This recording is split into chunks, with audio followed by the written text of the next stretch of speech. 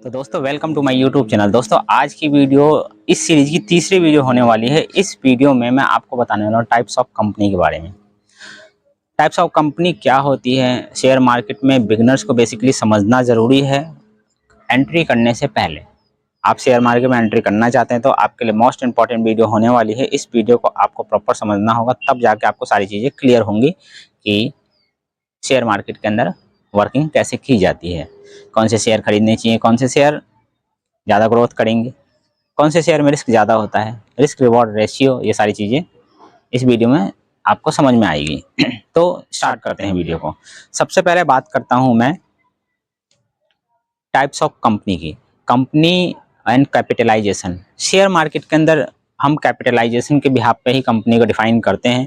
बाकी types of company की बात करें तो उसमें अलग अलग सेक्टर से रिलेटेड कंपनीज होती हैं। ठीक है, तो मैं बेसिकली कैपिटलाइजेशन के बिहाफ पर ही शेयर मार्केट के अंदर जो वर्किंग मॉड्यूल है कंपनीज का, उसके बिहाफ पर आपको डिस्क्राइब करने वाला हूँ और आपको सारी चीज़ें टाइम बेसिक वे में समझा के आपको क्लियर करके देने वाला हूँ। तो चलिए स्टार्ट करते हैं वीडियो को। सबसे पहले बात करते हैं types of company in share market. अब क्या है ये, कंपनी के अंदर तीन टाइप्स की कैपिटलाइजेशन वाली कंपनी वर्किंग करती हैं। तीन टाइप्स की कंपनी कौन कौन सी होती है? पहला है आपका लार्ज कैप कंपनी, दूसरा है आपका मिड कैप कंपनी और तीसरा है आपका स्मॉल कैप कंपनी। ये तीन टाइप्स की कंपनी जो होती हैं इस शेयर मार्केट को चलाती हैं, यही कहूँगा मैं। चलिए ये क्लियर हो गया। अब बात करते हैं कि ये तीन टाइप्स की कंपनी की पहचान कैसे होगी। लार्ज कैप कंपनी कौन सी है, मिड कैप कंपनी कौन सी है और स्मॉल कैप कंपनी कौन सी है। तो large cap company as per और बीएससी एक्सचेंज के बिहाफ पर जो इसको डिफाइन किया गया है, कैटेगराइज किया गया, उसमें क्या है कि नंबर 1 से लेकर नंबर 100 के बीच की जो भी कंपनीज होती हैं वो लार्ज कैप कंपनी होती हैं। इनका जो कैपिटलाइजेशन होता है, कंपनी का जो पैसा होता है, कैपिटल होता है, वो बहुत लार्ज वे में होता है। ये समझ लीजिए, एक लमसम एक अमाउंट बताता हूँ, मिनिमम अमाउंट की बात कर रहा हूँ, 20,000 करोड़ के ऊपर की कंपनी जितनी भी होती हैं ये आपकी लार्ज कैप कैटेगरी के अंदर डिफाइन की गई हैं एज पर सेबी। एंड उसके बाद नेक्स्ट है मिड कैप कंपनी। तो मिड कैप कंपनी के अंदर क्या होता है कि 101 से लेकर 250 के बीच की जो भी कंपनी है, कैपिटलाइजेशन की बात करता हूं मैं, यहाँ 20,000 से कम की कंपनी होती है। 20,000 करोड़ जो है अमाउंट कैपिटलाइजेशन, उससे कम की होती है, उसको हम मिड कैप कंपनी कहते हैं। ठीक है। तीसरी कैटेगरी स्मॉल कैप कंपनी। अब इसमें क्या होता है, 251 से लेके बाकी की सो ऑन 300, 400, 500, 1000 कुछ भी हो सकता है। ठीक है। इस टाइप की जो भी कैटेगरीज आती हैं वो सब स्मॉल कैप कैटेगरी के कंपनी के लिए डिफाइन की गई है, जो कैटेगरी स्मॉल कैप कंपनी। अब small cap company, mid cap company and large cap company तो मैंने आपको बता दिया। शेयर किसके खरीदने चाहिए ये भी समझिए।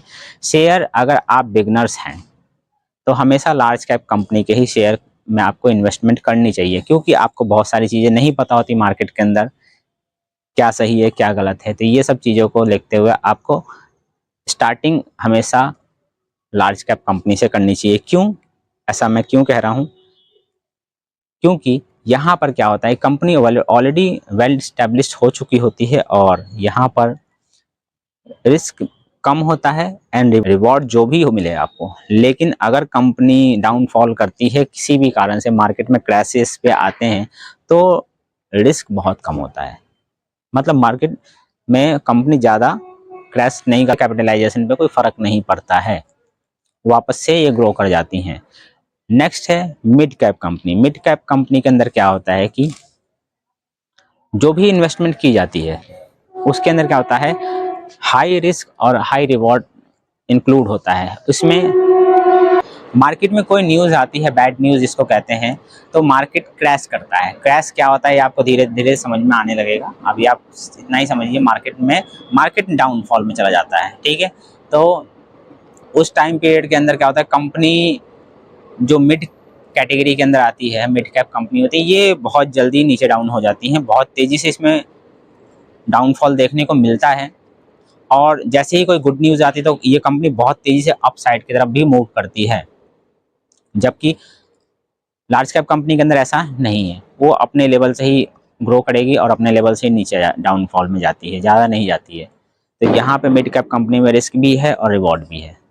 ठीक है, अब आते हैं तीसरी टाइप की कंपनी में, जिसका नाम है स्मॉल कैप कंपनी। अब इसमें क्या होता है, इसमें हाई रिस्क और हाई रिवॉर्ड होता है। इसकी खासियत समझिए, जितने भी बिगनर्स होते हैं ना, ये सारे बिगनर्स स्मॉल कैप कंपनी के पीछे भागते हैं। क्यों?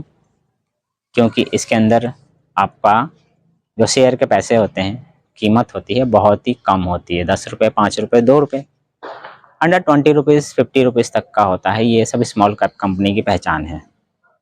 लार्ज कैप कंपनी के जो शेयर के दाम होते हैं वो बहुत ज़्यादा हाई होते हैं, इसलिए हर कोई उसको नहीं खरीद पाता है।